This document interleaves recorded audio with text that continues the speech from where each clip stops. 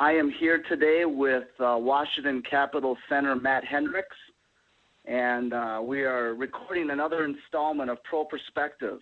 And Matt has been kind and generous enough to spend some time with us today, and we're gonna unpack this whole concept of the mental side of hockey. And I've known Matt for about 10 years now, and Matt has been one of my favorite players to work with. He's been a person that I have a lot of respect for, and he's also a player that I think has probably experienced just about everything there is to experience in the game of hockey.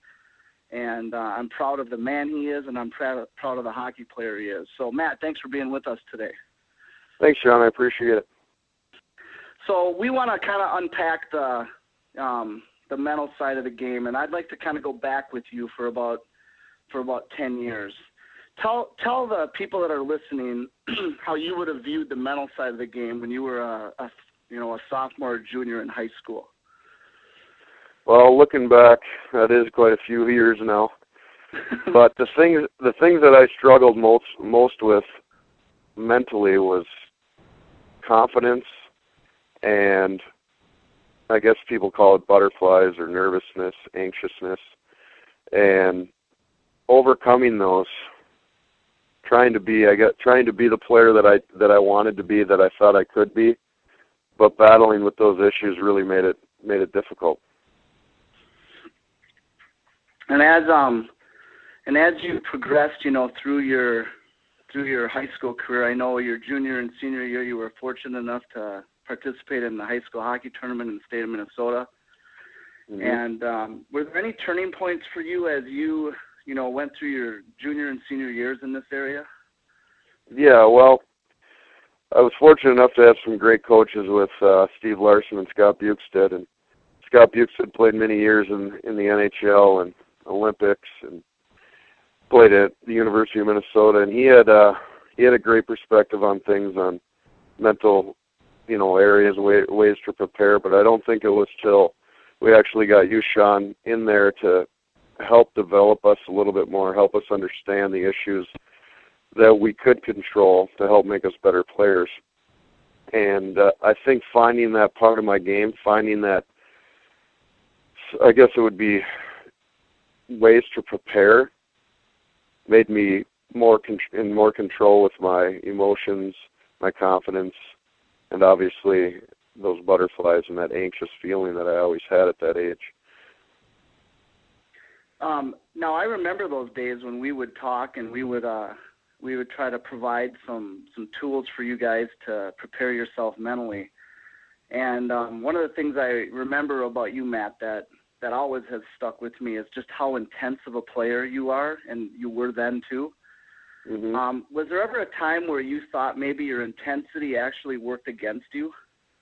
Definitely. How did that play out? Because I think there's a lot of hockey players that think that they just got to be always more intense. Yeah, I looked at, as I was brought up, through Blaine Youth Hockey and through the system, I, was around good coaches and things like that. But when it came down to, the bare essentials, I would always listen to my father. And he wasn't a hockey player, but his biggest concern with me was my work ethic, and that I would always be working hard. And as long as I did that, everything would pay off. And I think that's where that intensity came from, obviously through bloodlines and things of that nature. But just the soul of the work ethic would just drive me to be the best, and I wanted to be the best. I wanted to be the best in goals and assists, and in every aspect of hockey, I wanted to be the best. And that intensity was great, but I had to find ways to harness it. And when you say harness it, do you mean direct it, or do you mean make sure that you don't burn out? Well, at that age, burning out wasn't so much of a problem. The most we would play, I think, was 28 games. But I think harnessing it was more important, because I would get frustrated with myself so easily if things weren't going right. I could go out and have a first period and play great, and then expect that to continue into the second, and it wouldn't, and it would eventually erupt in the third with bad penalties and things like that. Yeah, I remember. I just remember how intense you were, and I've watched you play now up through high school and in college, and recently I've gotten a chance to see you play more in the pros. And one of the things that I've noticed about you is it seems like your intensity actually works for you, and I don't see it working a whole lot against you right now. Yes, and would you agree with that? You're exactly right. And through what I learned with you, it's the process that I learned in high school and carried that into college, is that the second part of the mental, edge, or the mental preparation that I think has been most satisfying to me now at this level, at the age I'm at. Obviously, maturity helped very much, but understanding if you're mentally ready, if you're mentally prepared, and you're focused, if your opponent's not, you'll have an upper hand. And getting into that mental, being mentally prepared is the number one thing. Because if you're focused and you know what you have to do before you have to do it, things seem to go in order a lot easier.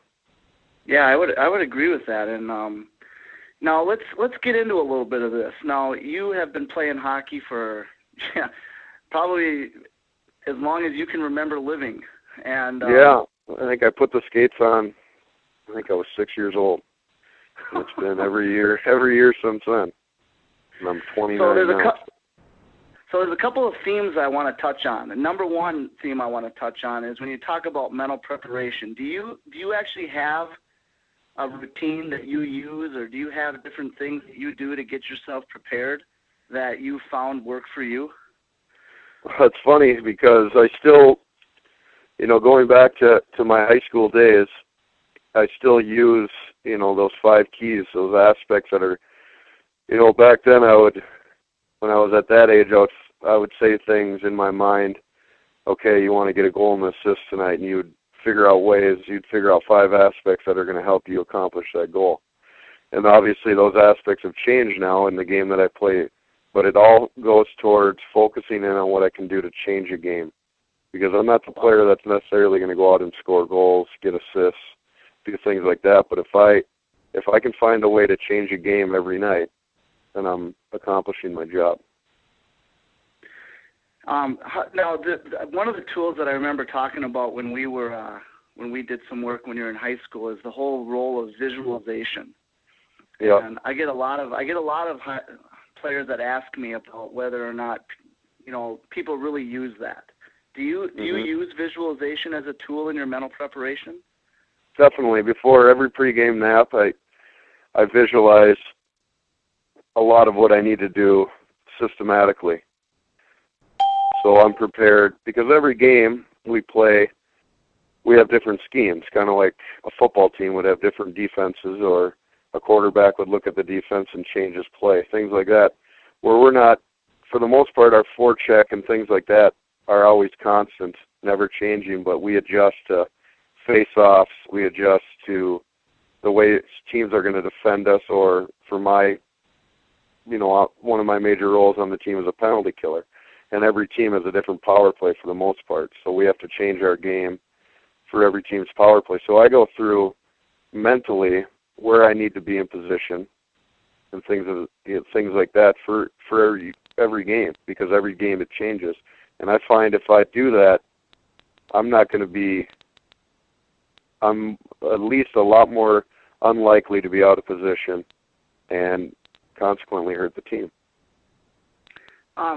When you look at now, like let's say there was a young player listening right now and they wanted to learn something from you, what would you say are walk us through how you would get prepared for a game? Like if you knew you were playing tonight, you probably wouldn't be talking to me right now, but yeah. If you were playing tonight, what would be your routine, and if you were playing a home game? Well, I have a couple steps. The first step, obviously, started along with you in my early ages in high school, and that has to do with the breathing. And I've tried before, but I'm not, unless I'm in that relaxed state, I cannot seem to get, what I need to accomplish to be prepared. I can't seem to get there. I need to be very relaxed, which goes with my breathing. So I tend to do it, like I said before, I take a nap and then 5 minutes before I go on the ice before the game. And I just sit back and I just breathe in through my nose, and I just say to myself, waves coming in, waves going out, and I just try to think of that, like an ocean, like the tide coming in and the tide going out. And I do that, and I count how many breaths I take, and I go to 10. And I just slowly allow myself to slow my heart rate down, to get into that kind of I don't know the exact word. It's not a hypnotic state or anything, but it's just a very relaxed, calm. My intensity that I have every game, it kind of just leaves my body for that, couple minutes. And then, before my nap, it's a little bit longer because I go through all those positional plays. I go through, if I get that opportunity, it's going to go in the back of the net. I'm not going to hit the post. The goalie's not going to make the save. I tell myself it's going to go in. But then right before the game, I do the same thing, and I get myself very relaxed, and I go through my points, my 5 points, what it's going to take for me to be successful, the 5 things that I need to do to help change a game. And then when I go out on the ice, I let the crowd bring me back into that intensity, bring me back into that mode where, all right, I'm back, I'm a warrior, I'm ready to play. But I think it's very important for me to be relaxed and let my head do some thinking before I actually step foot on the ice. Do you have certain meals that you eat, and do those play a part of your pregame preparation as well? Yeah, well, some people say, I'm trying to think of the exact word, that superstitions are a big thing in hockey. People tend to think that, and I guess if I was to say anything about superstitions, my superstition is not to be superstitious, if that makes any sense. I remember talking about that when we talked about this whole arena of mental training in high school, is that superstitions are just literally baloney. Exactly, because I was a prime example of it early in my professional career, where I might go somewhere for lunch and have a good game. Okay, and this could be the first month of the season. So now I got it in my mind, I'm thinking I need to go back there. Now I start going back there regardless of the outcome. Right. And then I might stop at a specific gas station and get a coffee on the way to the game. This might be 2 months later, a month and a half later. Now all of a sudden I find myself going to this restaurant, going to this gas station. And then, it can come down to the smallest things, where by the end of the season, I'm so mentally caught up in all of these small superstitions that I'm actually losing focus, losing energy through this stuff. Yeah, I am so glad you said that, because, mental preparation in my mind should be something that allows you to be efficient in your use of energy towards different outcomes and results you're looking to accomplish. Exactly. And any time you're wasting energy, you are diminishing your capacity to create your outcome. Exactly. So now I like to change that whole aspect of what would be considered a superstition into just hockey players are a creature of habit. Yeah. Which means I can totally limit anything and everything that I want. So now it's chicken and pasta before I take a nap. I take a nap. I have a peanut butter and jelly sandwich and a coffee, and I can do that right here at home before I leave for the game, and then that's it. And then I get to the game and I go through my same routine. It's stretching, it's getting a good warm-up in and stretch, and just focusing in on what I need to do for the night. And it doesn't have to do with any of these outside activities. It has nothing to do with anything other than preparing myself for the game. Now, Hendy, do you, if you were talking to a high school hockey player, or even a kid playing juniors right now, and you were telling them, you said, there's one thing I want you to understand as a hockey player once you get out of high school. Mm-hmm. And it's something that you just have to make sure that you don't forget. What's the thing that you would encourage players who want to move to that next level? Because you've worked a hard path to get to where you're at, and there must have been some doubts and some disappointments and some maybe even some fear along the way. What would you tell those players now, based on your experience, what they shouldn't forget? Well, I think your confidence is a very big aspect, especially in the game of hockey, especially as you going up the ranks. You definitely don't want to lose that confidence. And I went through a little bout of that when I first got to college, where I had left Blaine High School as a very good scorer, power forward, and I got to college at a young age, and I was playing against men, and I lost that confidence that I had that I could score goals. And I think that the reason I lost that was because I lost a little bit of my mental edge and my mental toughness, where I kind of quit believing in myself that I could do these things. And if a kid was to leave and move into the next level, you need to realize that your mind is a very, very powerful weapon. And how you perceive yourself, how you view yourself as a player means everything.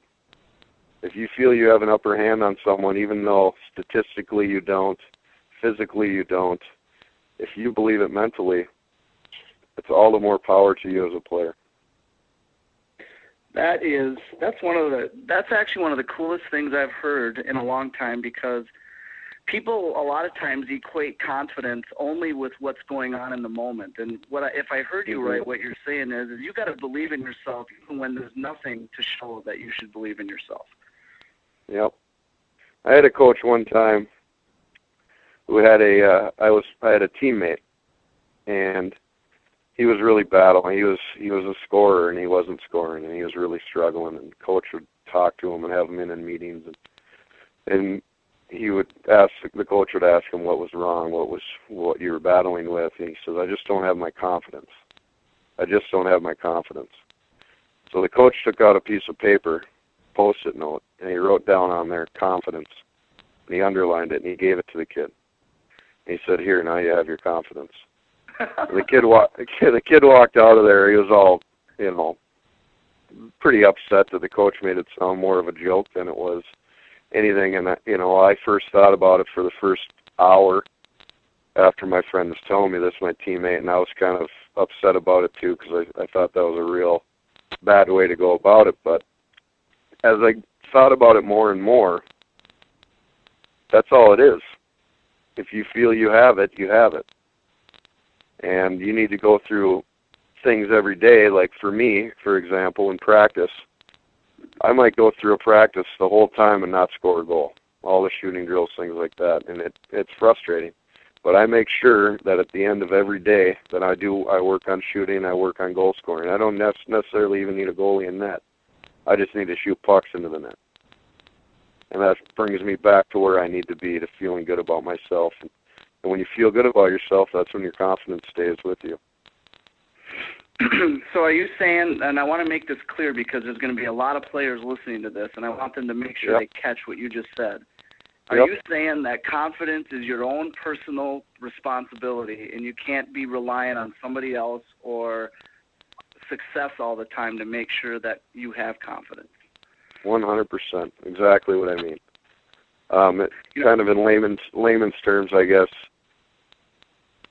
you have to take it upon yourself to feel good about yourself, which means doing the extra work. And I'll talk about two great players in the NHL right now, Ovechkin and Crosby. And you look at Crosby and how he's been, on a 25-game scoring streak, and that was just a snap. And Alex Ovechkin, he's not having a great year right now. So I take those two and I look at it, and Alex Ovechkin, being a teammate of mine, works so hard at shooting, and he does everything that he can to work on scoring goals, and it's going to eventually break. His confidence isn't as high, but on the other side, the other spectrum, you're looking at Crosby, and he is scoring, but he's still the last person to leave the ice every day. He's working on all those little details because he knows when it comes down to a game time, things are going to work. Like I said, a creature of habit. Yeah. So now I want to touch on another aspect of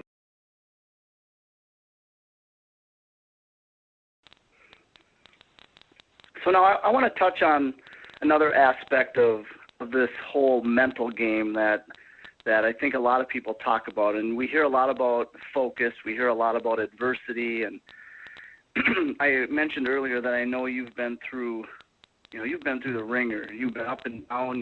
You've been without a place to play till the last week before the season. You've had to deal with injuries. I mean, you've been a real warrior before people even knew you to be a warrior. Yep. Tell me what's gotten you through and how you've dealt with all those ups and downs, and now you're playing well for the Capitals, and how'd you do it? How'd you get to that point? Well, it was definitely a long road. I think I played with playoffs somewhere around almost 350 games in the minor leagues before I actually made it full time in the NHL. And there were, my last season I was in the American League, I think I only played 45 games. So I had a bad broken foot, and my career was starting to turn. It was starting to look like I had to go to Europe to make more money and things like that. But I always bring this up when this question's asked, is that I've been fortunate enough to be surrounded by good players and coaches throughout my career that always believed in me, and that helped me realize that what I was doing was the right way. And I just kept fighting. I kept believing in that I would make it. I kept believing in people around me that they were going to help me do what I wanted to accomplish. Was there ever a time where you wanted to quit?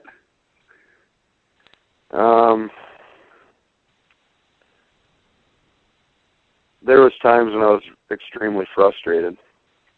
For example, when I first left college, I had been drafted by the Nashville Predators after my senior season of high school, and went to college for 4 years. And as soon as our season ended, I went to Milwaukee, which is the affiliate for the Nashville Predators, and they had a great team. They had the best team in the league, and here I was, a guy who thought he was kind of a really good player and thought he deserved more than he probably did. And I went into Milwaukee, and I didn't get to play. I played one game, and I was there for over 3 months.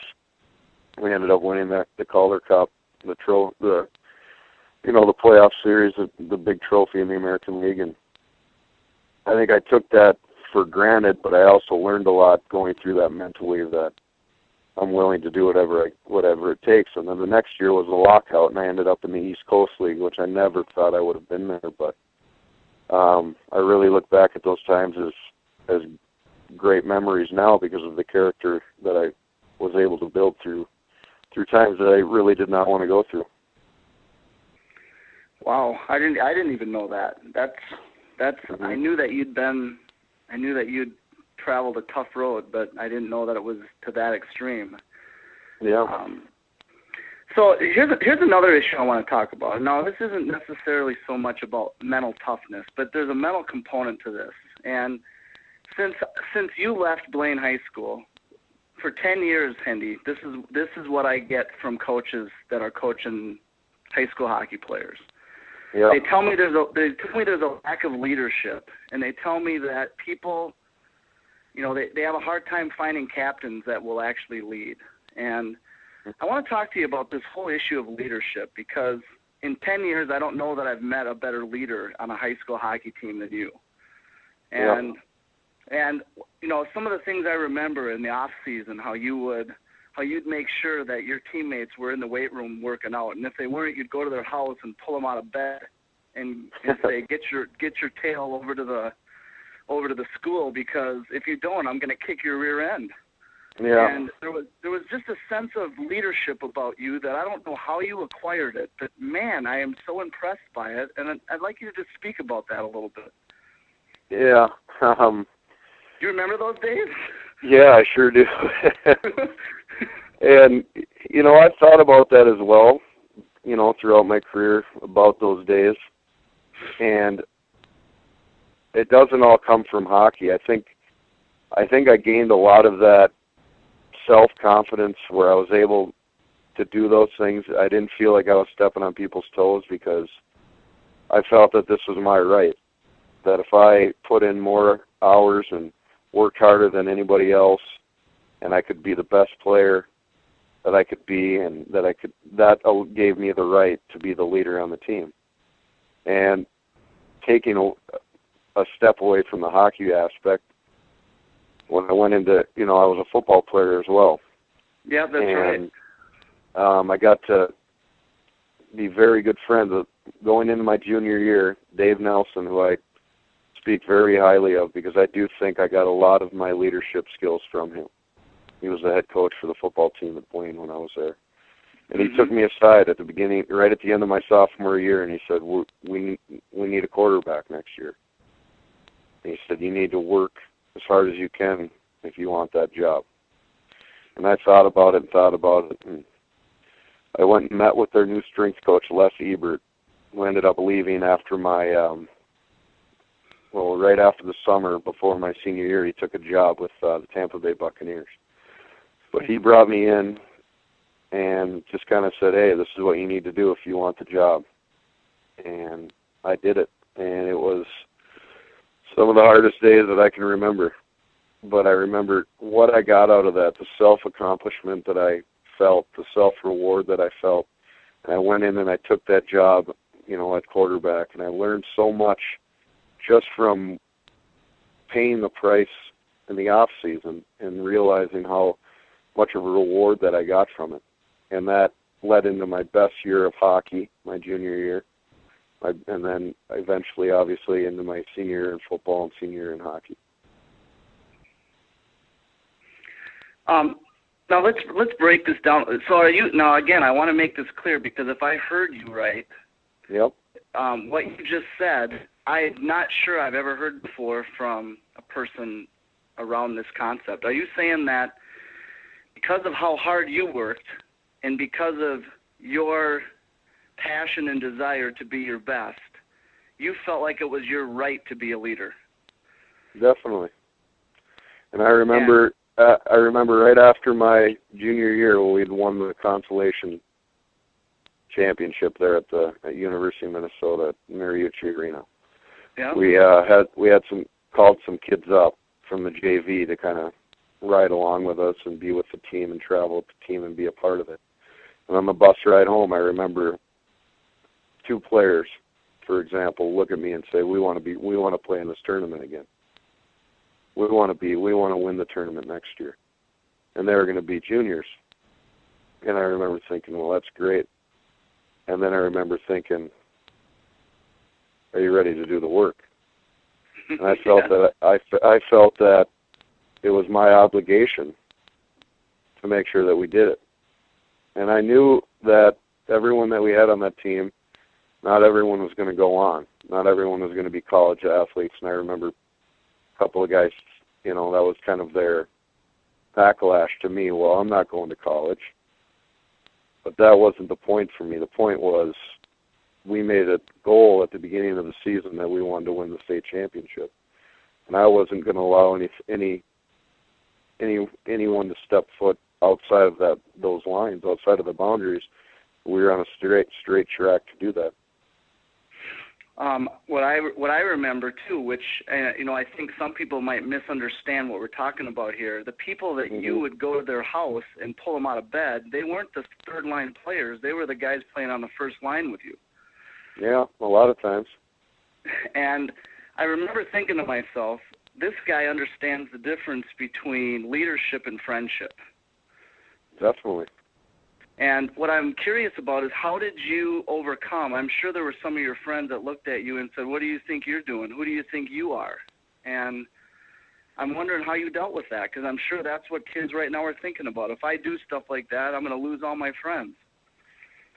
Well, I think that I was lucky enough to have a very strong personality. If you know what I mean. Yeah, you think?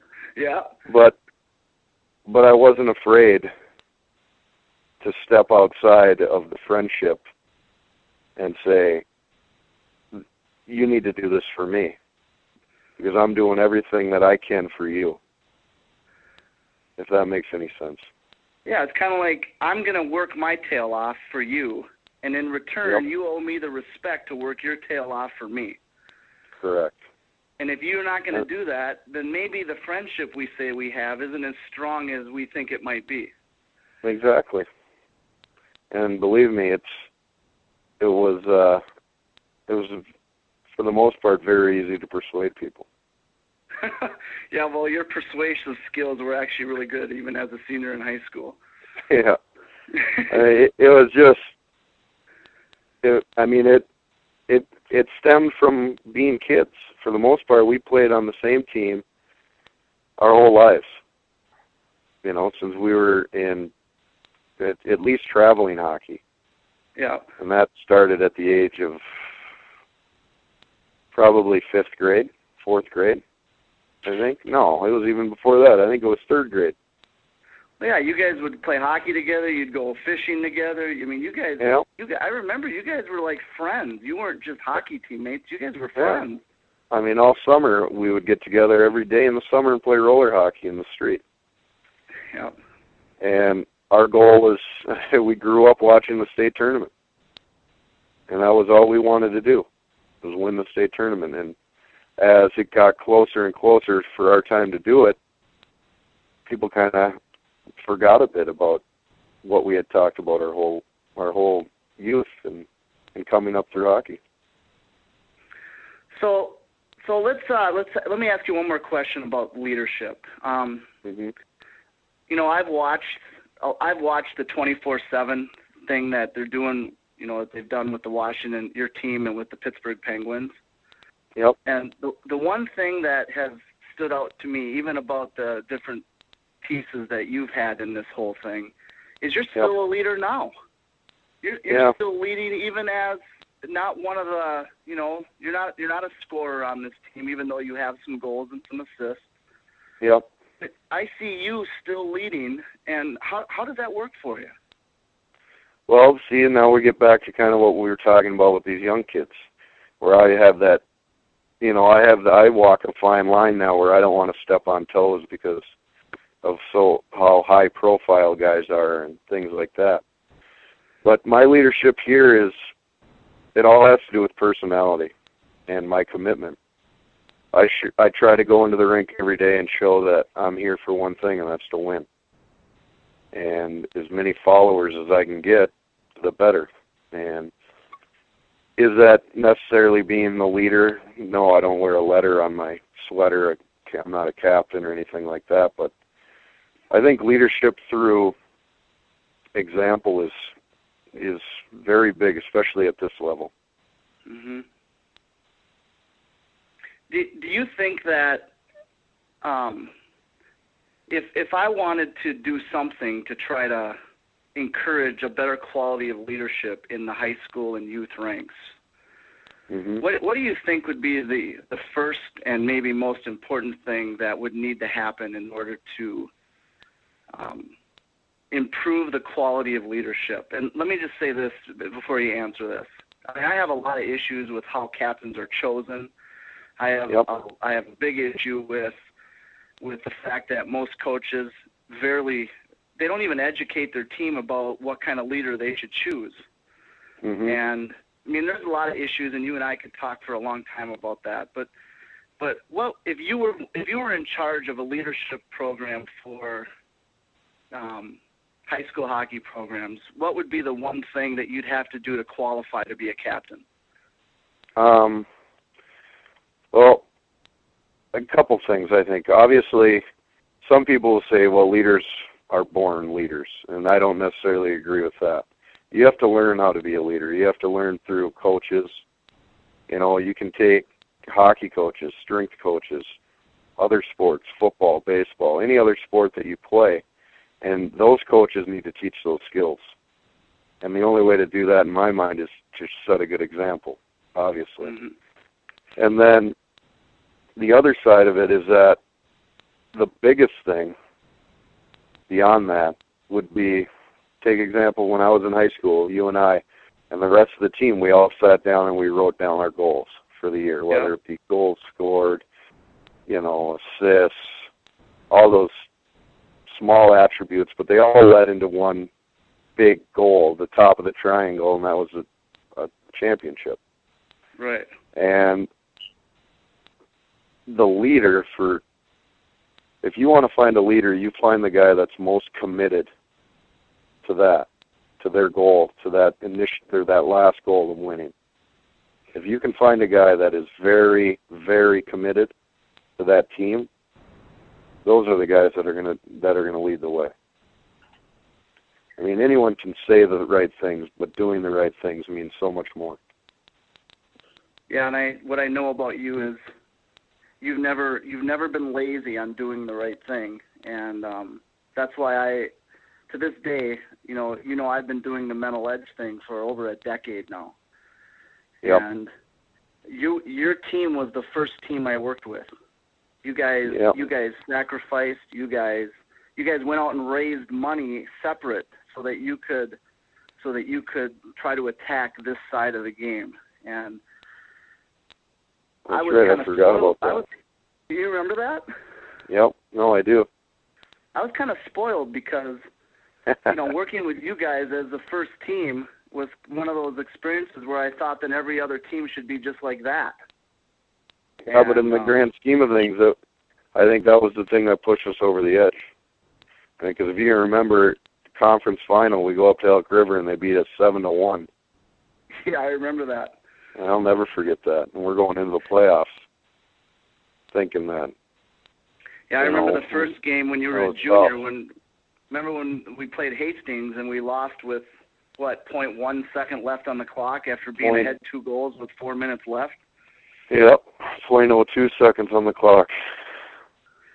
So, yeah, those are some fun memories. But a couple more questions, Hendy, and then we'll wrap it up here. But first, okay.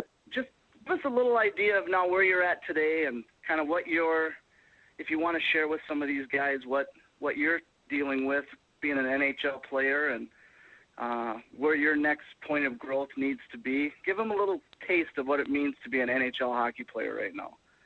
Well, I look at myself as a very lucky person. Very thankful for this opportunity and this lifestyle that I get to live, and for all the people that sacrificed all those hours to help me and get to where I am today. And it means the world to me to be where I am, because my goal my whole life was to get here. And it came true 2 years ago.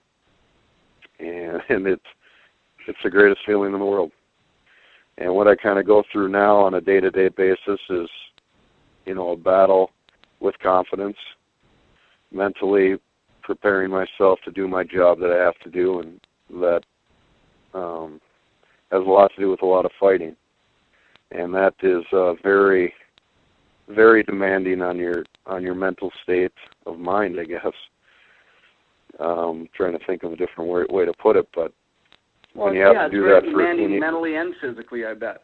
Exactly. When you have to do that every night, or the possibility is obviously there for it to happen every night. You have to really prepare. You have to watch fight tapes before every game. You have to go through, every guy that you may end up, battling with that night, and finding his strengths and his weaknesses. And, from this level, from the American League level to this level, there aren't nearly as many weaknesses in players. What would you say is your, when you think about yourself as a player, what have been some of your, if you were to list your 3 highlights of your career to this point, what would you say are the 3 most memorable points of time in your hockey career up to this point? Well, I look back, probably still to this day, the number 1 was winning that high school tournament, simply because I think that built the foundation of my hockey career. Just learning from, that age, learning how much hard work can actually pay off, how much commitment can actually really pay off. It's not just people blowing smoke, people telling you if you do this, you'll win, if you'll do this. I actually listened to what the people said, and I tried to put it to the best use I could, and it worked. And it left me with this sense of gratitude. And so I take so much from that experience, and it's... when you think about yourself as a player, what have been some of your, if you were to list your 3 highlights of your career to this point, what would you say are the 3 most memorable points of time in your hockey career up to this point? Well, I look back, probably still to this day, the number 1 was winning that high school tournament, simply because I think that built the foundation of my hockey career. just learning from, that age, learning how much hard work can actually pay off, how much commitment can actually really pay off. It's not just people blowing smoke, people telling you if you do this, you'll win, if you'll do this. I actually listened to what the people said, and I tried to put it to the best use I could, and it worked. And it left me with this sense of gratitude. And so I take so much from that experience, and it's basically been the platform that got me to where I am today. I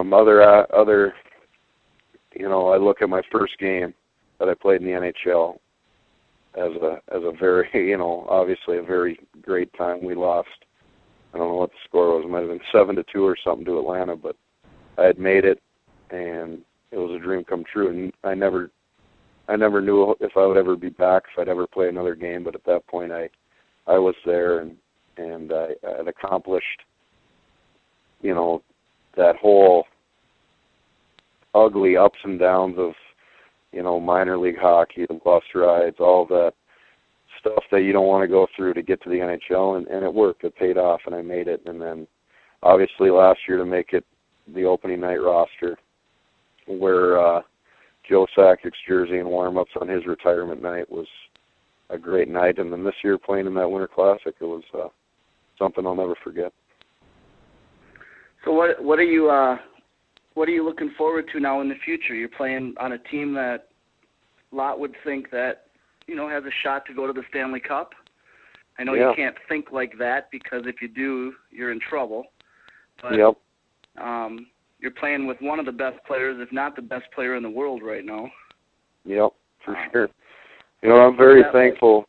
I'm very thankful to be here. This is I went through really hard times this summer, being an unrestricted free agent, and the difficulties, and that's a whole other story. But to come in here on a tryout was very mentally draining and tough on both myself, my family, and everyone around me, my friends and everything. And to come in here and make the team and to be a part of this organization is one of the best feelings in the world. And to play with these marquee players that are on the team and listen to all the experts say that we should have an opportunity to vie for the Cup, it's outstanding. But at the same time, nothing's done until it's done. Yeah, but it doesn't mean anything until you do it, does it? Correct.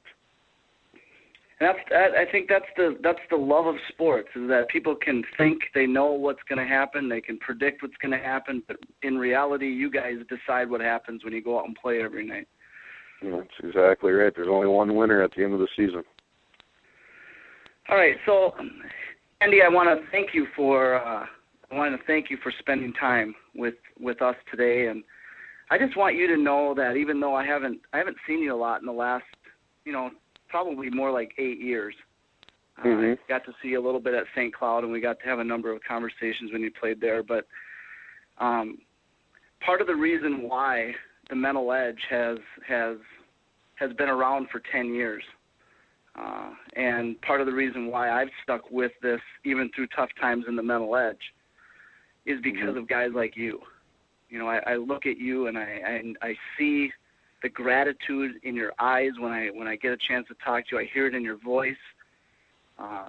You and I had some very, very one-on-one conversations throughout your early career, and definitely. I just remember telling you a number of things, and I remember how intent you were and looking and watching, and you would always do something about something I said. And I thought to myself, if this guy's willing to listen to what I have to say, and if he's willing to take a shot at it, maybe there'll be hundreds of other players throughout the next number of years that would. And so I want to thank you for your investment in me and your investment in even coming on during a busy schedule during the season and being willing to teach young players about the mental side of the game. So thanks for taking your time today. Thank you, Sean. I appreciate it, and definitely appreciate you helping, being one of those very important people that helped me with my foundation and the building blocks to my career. Hendy, can you hold on just a second? Yep. Hold on just a second, okay? Okay.